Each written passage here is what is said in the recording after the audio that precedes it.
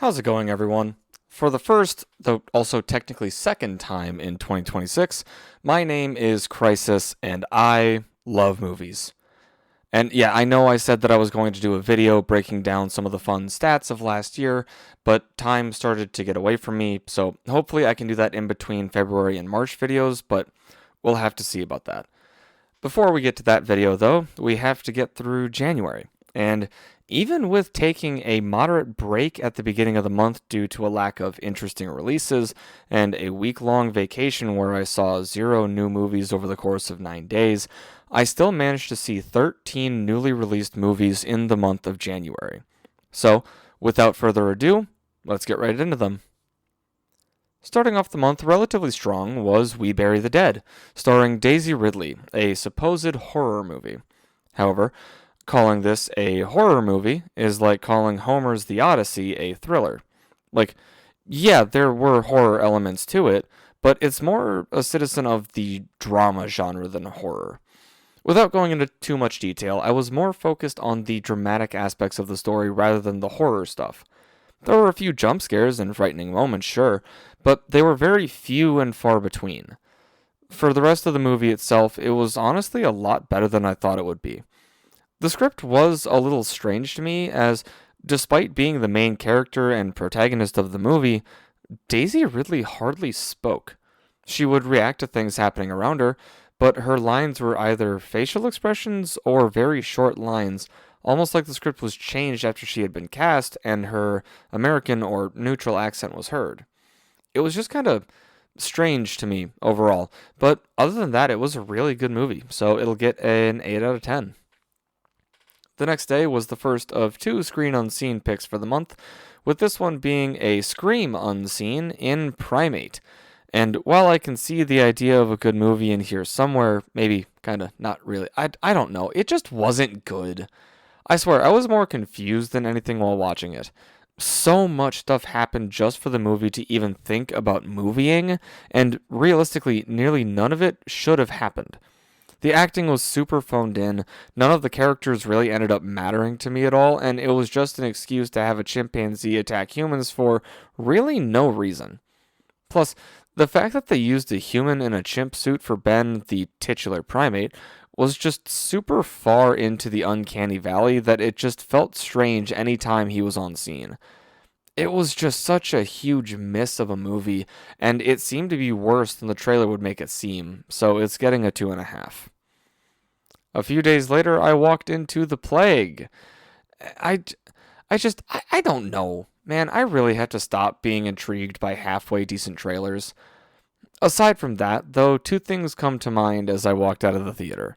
First, kids are both idiots and assholes, with the second being mostly a product of the first. Second, I legitimately wonder what was going through the screenwriter's head when making this, because what the hell did I watch?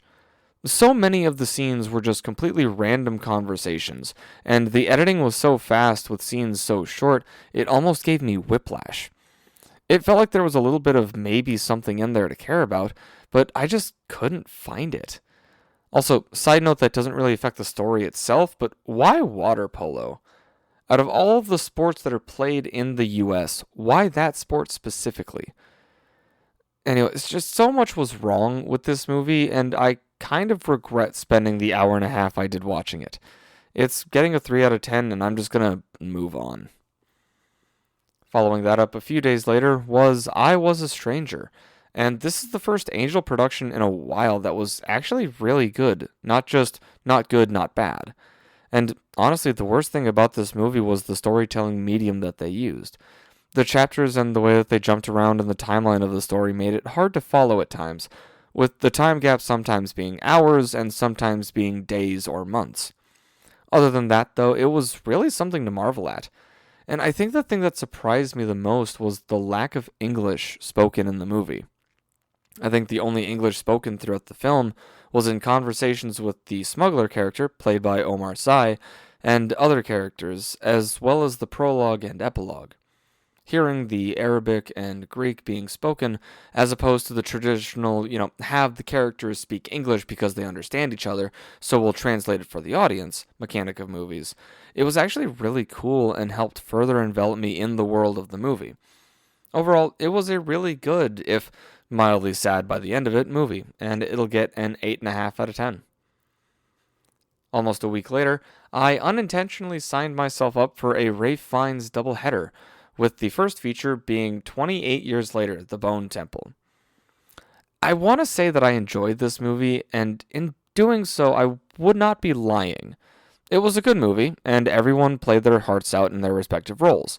Alfie Williams returning as Spike, Jack O'Connell as Sir Jimmy Crystal, and especially Ralph Fiennes as the good Dr. Kelson. The story itself was intriguing, following a more human-centric story than even the first 28 Years Later movie from last year, and that's actually where this movie loses me. While there are the infected that we've grown to fear from this series, they seem like more of an afterthought at this point, and there never seems to be any real threat from them. It felt like they had the idea for a story, but wanted a known IP to guarantee ticket sales, so they threw this into the 28 world. It's a good movie, don't get me wrong, but it's not a good 28 movie, if that makes sense. It'll get a 6.5 out of 10 for me. The second half of this Ralph Fiennes doubleheader was the Choral, and I gotta say, Ralph Fiennes as a British chorus director in World War I was not something I knew I wanted, but this movie convinced me that I did in fact want it. He plays the role to perfection, even though his role is admittedly minor in comparison to the choir members themselves, which is actually where the movie loses me a little. How many characters I'm supposed to be following throughout the story? We've got the main group of teenagers, a group of girls in the chorus, an older group of characters, the board of directors for the chorus, and I'm just sitting here confusing who is who halfway through the movie. The music was very well done, and the frustration with the chorus not sounding how he wants it brought back high school memories, which I'm not really sure whether that's a good thing or a bad thing. Regardless, it was a very good movie, and one that I would highly recommend, and it'll get an 8.5. Following my week and a half off on vacation, I started a streak of doubleheaders, the first of which had an anime movie and a biopic. For the anime movie, it was All You Need Is Kill, and with it we had an anime girl doing what Tom Cruise couldn't, make a movie that's only an hour and a half. In all seriousness, this telling of the story was better told to me because it started from the actual start of it all, if a bit cliché in its opening. In its story, short though it may be, I actually grew to care more about the characters than I thought I would. Rita and Keiji were the perfect pairing, focusing more on the human aspect and the toll that each repetition had on the characters. The main thing I liked about their relationship is that it stayed strictly platonic throughout the story, never shifting into anything romantic. Just two people trying to move to tomorrow by any means necessary, and it was a much better story for it. I do wish it was a tad bit longer just to show some of the repeated days, but I can understand why they cut the repetition short. Overall, a very good movie, and one that I would gladly watch again, whether it's this version or the Tom Cruise one, and this version will be getting a 9 out of 10. The biopic half of this doubleheader brought me back to the late 70s, with the movie in question being Dead Man's Wire, starring Bill Skarsgård and Dacre Montgomery. Now, in most biopics or movies based on true events, they at least try to cast people that look like the people in the story. Dead Man's Wire is not one of those instances. While the people they cast did a great job, it was weird seeing the real footage in the credits and seeing Skarsgård and Montgomery looking so different from their real-life counterparts. That being said, though, this was a strangely edited movie, flipping between modern cameras and footage shot on cameras from the mid to late 70s, I would have to guess, as though the filmmakers wanted to shoot it like it was actually filmed back then, but got some pushback from the studio or producers. Overall, it was a very fun movie, if a bit strange in the editing and casting choices, so it'll get a 7 out of 10. The next doubleheader was the next day, featuring Weird as Fuck and Bad as Fuck, The first one being the second and final screen unseen of the month in Good Luck, Have Fun, Don't Die, starring Sam Rockwell, Haley Lou Richardson, Zazie Beetz, Michael Pena, and Juno Temple. So, I just have to say, the title of the movie being the best way to describe watching it, because what the fuck? It was just plumb fucking weird the whole time, and I wouldn't want it any other way, honestly. Sam Rockwell does a fantastic job ratcheting up the weirdness scale, with Haley Lou Richardson being the grounding point to how fucked up the night gets. Was it a weird ass story? Absolutely. Was it still a good movie? See previous statement. I can't go too much into critiques of the movie because it's still mostly story stuff toward the end of the movie, so I'll just say that it's good and I would highly recommend it, especially if you're in the mood for a good mindfuck of a movie. Slight note before the score though, how did the studio allow so many clips from the end of the movie to be in the trailer itself? Like, what the hell? Okay, and regardless of that fact, the movie itself gets a 9 out of 10. For the movie that was bad as fuck, it was yet another disappointing video game movie in Return to Silent Hill. To preface this, I have not played Silent Hill 2, the game that this movie is based on, as of writing this review and recording this. I've seen clips and explainers on the plot of the game, but I haven't played it myself. That being said, this is such a huge disappointment, and I'm sure fans of the game feel the exact same way. It just looked, sounded, and felt bad right from the get-go. I get that this movie probably didn't have that big of a budget, but the majority of the visual effects just made it look so bad. For the sound, I don't know what the director was thinking, but the emotions that were portrayed through the actors' voices throughout the movie did not fit at all with the events that were happening. Everything else was just plain bad, and legitimately the only good thing I can think of were a few neat transitions between flashbacks and the present, but that's about it. If you want the experience of Silent Hill 2, just play the damn game. This movie is getting a 2 out of 10, and I am moving on from it. The last doubleheader of the month featured a horror movie and an action thriller, with the horror movie being Whistle, starring Daphne Keane and Nick Frost. Wait, hold on, what? An original horror movie, one that isn't an adaptation, reboot, or sequel, that's releasing in 2026? Holy shit! Jokes aside, the story in Whistle is actually one of the better ones of the year so far, especially among the horror movies up to this point.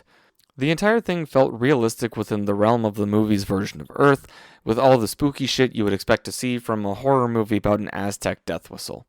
All of the actors did a great job showing the expected emotions from the scenarios they find themselves in, and the special effects were absolutely gnarly to the point of almost being too gross. However, it was exactly what it wanted to be, and it's all the better for it, so it'll get an 8 out of 10. For the action thriller movie, I checked into an AI courtroom and saw Mercy, starring Chris Pratt and Rebecca Ferguson. The story of Mercy and the ideas behind it are great, and it's unfortunate that current events are unfolding the way they are to paint this movie in more of a negative light than it deserves. Is it a perfect movie? No. But it's an original take on something that's been done before, and you have to give it props for that. The ending was really the only thing that I had an issue with because it didn't seem to know how it actually wanted to finish the story, adding too many complicating factors in the last 5 or 6 minutes of the runtime before the credits rolled. On a technical level, the visuals were interesting, the editing was simple but effective, and there were enough clues to figure things out for yourself without being hand-fed the answer right away. Overall, it was a decent watch, and one that I would probably put on in the background again for chore day or something like that, so it'll get a 7 out of 10. Last, and certainly not least, I checked into An Ocean of Blood and saw Iron Lung, written by, directed by, and starring Mark Fishbach, otherwise known as Markiplier. A YouTuber movie that isn't complete and utter dog shit? Color me surprised, even though I wasn't at all surprised given the love and passion that Mark puts into all of his acting projects, whether they're goofy, like his Heist, Date, or In Space With series on YouTube, or serious, like this movie. Literally, my only gripe with Iron Lung was that it did feel like a 2 hour movie in certain sections, but it needed all of that time to truly tell its story. And other than that, it was absolutely fantastic. So I'm absolutely willing to look past that gripe. You can tell that this is the project he absolutely needed to make, and you can see it from every angle of his involvement: the writing, the acting, the directing, even the editing. Everything was perfect. And well, yes, it was more of a slow burn movie. It worked, especially because this isn't meant to be a jump scare movie. It's a creep you the fuck out and keep you on the edge of your seat kind of movie. It was absolutely fantastic, and I really hope that he gets to make more projects like this in the future. It will get the first 11 out of 10 for the year, and an absolutely deserved one at that. In the month of January, I saw a total of 13 movies for an average rating of 6.8. I walked into two of those movies not knowing what they were, those being Primate and Good Luck, Have Fun, Don't Die.